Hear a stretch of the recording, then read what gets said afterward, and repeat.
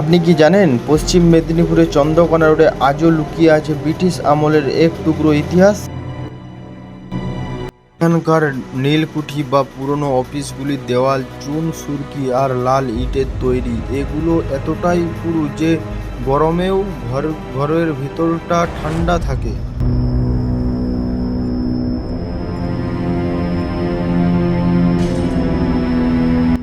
ঘরগুলোর দরজা এবং জানালা ব্রিটিশ স্থাপিত চেনা ইউ অক্ষরের মতন খোলনা আর বিশাল ভেন্টিলেটর দেখা যায়।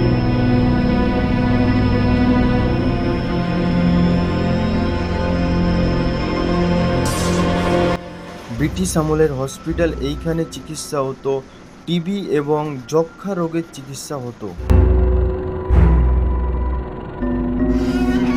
ছাদগুলো ধরে রাখার জন্য ব্যবহার করা হয়েছে ভারী লোহার বিম, আর নিচে রয়েছে সেই আমলের ঐতিহ্যবাহী লাল রঙের মেঝে।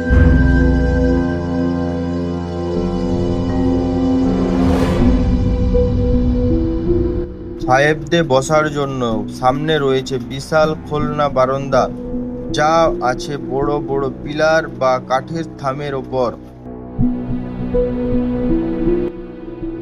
সময়ের সাথে সাথে এই ঐতিহাসিক ঘরগুলি আজ ধ্বংসের মুখে। মেদিনীপুরের এই ঐতিহাসিককে বাঁচাতে আপনার কি মতামত কমেন্টে জানান। এই ধরনের ভিডিও পেতে আমাকে ফলো করুন।